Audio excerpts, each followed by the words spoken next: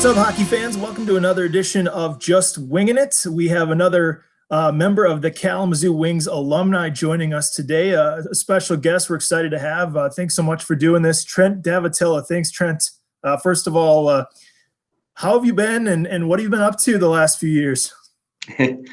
Well, yeah, I'm doing really well. I got married now with a wife, and we have 5 kids. So it's been a busy year. Kids are all in school right now, and with COVID, it's been a little more complicating. And so it's been a busy last few years working as an engineer. So definitely staying busy, coaching my son's hockey team. So there's been a lot of hockey still in my life. How have you and the family been holding up in this pandemic? I know it's not easy on anybody. You mentioned you have 5 kids. How have you guys been able to get through it? Yeah, I mean, luckily we've still been going to a lot of parks, doing hikes. Some of the sports are open with certain criteria you got to follow. We live in an area where the schools have been open, so the kids have been able to go to school. So, I mean, it was tough, but like anyone, we're making it through it. 4 years now since your retirement from hockey. Do you miss it at all? Yeah, I definitely do. I play in a men's league still, and I realize a lot's changed in 4 years. I no longer have some of the conditioning and the moves I once had. You went out at the top of your game, though. I mean, your final season there in 15-16, you tied a career high at 80 points that year in 71 games. Were you satisfied with your decision that you went out on top? And then again, my follow-up was it tough to then see your former team win the cup the following year? Yeah, no, I think there was some difficulties as a family. We made the decision to move back to Michigan. Our kids were getting to the age, I think at that point I had 3 and 1 was starting school. So we made the choice to move back, be around family. And so there was a huge level of comfort once the decision was made. And it was really neat, actually. Me and my son watched a few games when Colorado came out and played. I think it was Fort Wayne the first year. So it was still fun to see. Knew a lot of kids on the team still, so it was fun to see them win a trophy. The other time you had 80 points in a season was that 2010-11 year with Kalamazoo when you guys went all the way to the finals. What do you remember? What was special about that season and that team? Yeah, I think that particular season we were around a 500 team till heading into the final 2 months of the season, and then just a lot of things just fell in line. I think Nick Bootland just slowly but surely moving different players around. And I think me, Andrew Fournier, and Darryl Lloyd were aligned the last 2 months of the year. And we had a ton of success, as well as Corey Carlander, Patrick Aslan.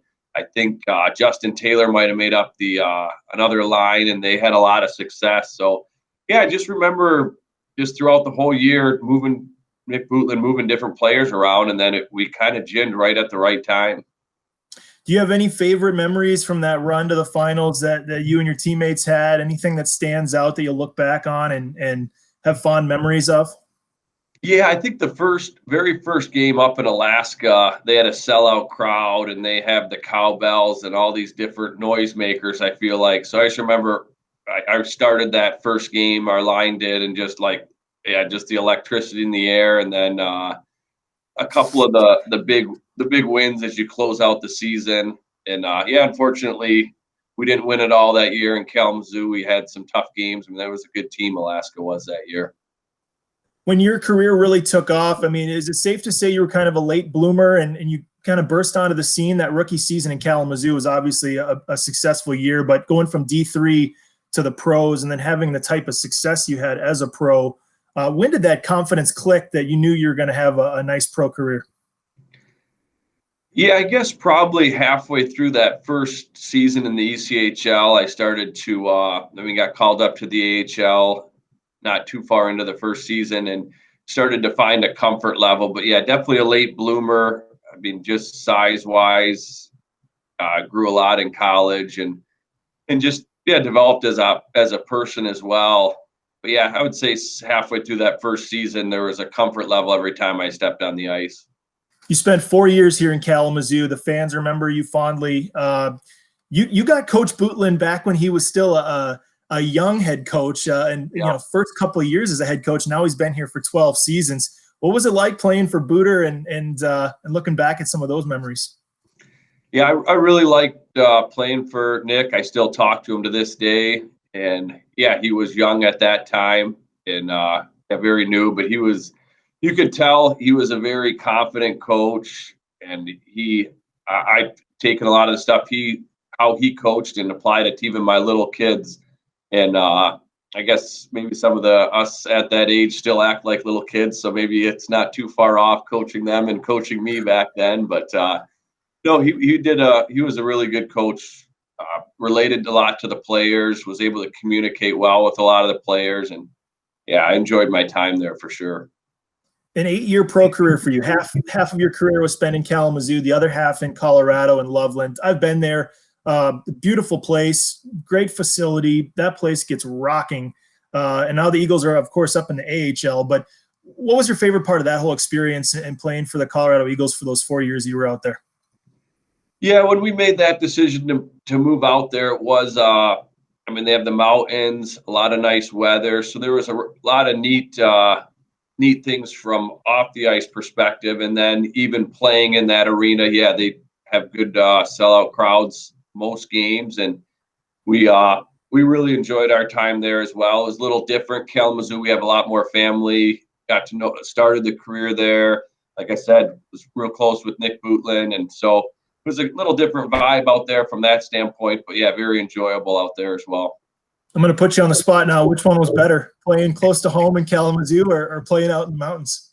I would say Kalamazoo was the most fun, just because the family, my parents came to a lot of games and friends and family, so it just made it it felt more like home. I started my career there. It's always hard to beat that feeling. So hockey players' dream is always to play at the highest level they can possibly play. You played 22 games in the AHL, as you said, over the course of 5 different seasons. Even scored a couple AHL goals, and one of them was with Grand Rapids with the Griffins, so another local team.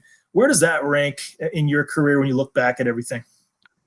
Yeah, that was really neat experience. Playing up with the Griffins. Even my son recognizes the Grand Rapids Griffins as the Red Wings affiliates too. And yeah, to get a goal there was definitely a real neat part of my career, and real class act by their trainer there. I think his name was Brad, but like after I played, got called up, got sent back down. I think 2 weeks later, I get a plaque with the hockey puck that I scored my first goal with on it, as well as my jersey from that year. So great organization as well up there. All right, I got some rapid fire questions to get to know you a little better. These ones are easy, but they're fun. Some are sports related, some aren't. The first one is are you a Go Blue guy or a Sparty guy? Michigan or Michigan State, if you had to choose? Go Blue. So that was a tough loss. I know. Favorite musician from the state of Michigan? Ooh, I'm not that big into music. I guess the name that jumps out at me would be Kid Rock or Eminem. Yeah, I was going to say, I know a few, and those two are in the mix. Most talented player you've ever played with in your career? Chad Costello probably comes to mind, him or Jack Combs, both real good players. If you could go back and play with Darryl Bootland as a teammate or play for Nick Bootland as your coach, which Bootland would you choose? Well, Darryl Bootland did a lot of protecting me when we were out in Colorado. So oh, that's a tough call. It might be Darryl because of all the people he fought on my behalf. If you had to choose between, and I'm not sure if you're how much of an outdoorsman you are, but if you had to choose to either just hunt for the rest of your life, but you can't fish, or just fish for the rest of your life, but you can't hunt, which one would you choose? I'd go with I'd stick with hunting and not fish. I like the camaraderie of the hunting camp more than fishing. Again, this one's a shot in the dark. I'm not sure if you've seen Dumb and Dumber. That's my favorite movie of all time. Our coaching staff loves the movie. We quote it in the locker room. If you had to choose, are you closer to a Harry, like a Jeff Daniels character, or a Lloyd, like a Jim Carrey? I'll go with the blonde-haired guy because I'm blonde hair. The best fast food spot, and again, some people don't like fast food, some do. What would be your choice if you had to choose? Chick-fil-A for sure. Great choice. Biggest pressure situation you've ever been in your hockey career?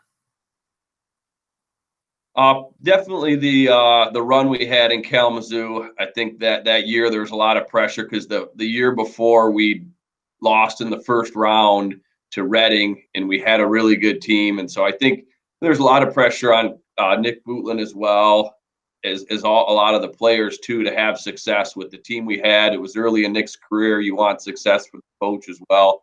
So I think that year we made the big long run in the playoffs, and the pressure just mounts every series as well. So, are you? Here's a good one. Does pineapple belong on pizza? Yes or no? yes, as long as it has ham with it.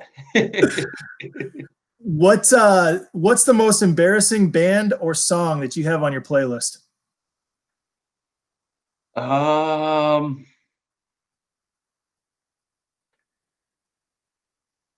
Nothing's jumping out at me. I guess all the Disney stuff with the kids now, that gets played in the car a lot. The Disney princess music. So, what's your favorite sports team? Let's go pro sports team. It was the Red Wings growing up for sure, just being from Michigan. And yeah, I don't think I've enjoyed watching Tampa Bay over the past few years as well. So probably right now it would be Tampa Bay. On Netflix or Hulu, what's the show you guys are binging right now at your house? The Last Man Standing I've been watching on Hulu with Tim Allen. There you go. That's the rapid fire. I only have a couple more quick ones for you. You mentioned the last time you laced up your skates, you do play men's league, so you're staying in it. Do you think you could stage a comeback right now and compete in the ECHL if you played? I know that's hypothetical, but could you step right back out on the ice and be a contributor? I thought I could probably the first 2 years, maybe the third, but this year was the first year where I was like, there's no way I could do it anymore. Just the conditioning alone. You mentioned you're a family man now. What's your favorite activity with the family that you guys really enjoy, that quality time together? Getting out to different parks and going on hikes with the kids is really fun. They all love the outdoors. So, my last one for you, Trent, is what do the next 5 years look like? Do you have any goals you want to check off the list now that you're officially in retired life, 5 years in? No, I mean we enjoy our vacations up into the Upper Peninsula every year, and I enjoy coaching my son's hockey and watching those kids play. And got three little girls who play sports as well, and so it's nothing incredible. Just a lot of the vacations and enjoying the kids growing up. Well, I appreciate your time. I mean, this is a lot of fun, and hope you and the family stay safe. And thanks for doing this. I know our fans are going to love it. Thanks for having me, John.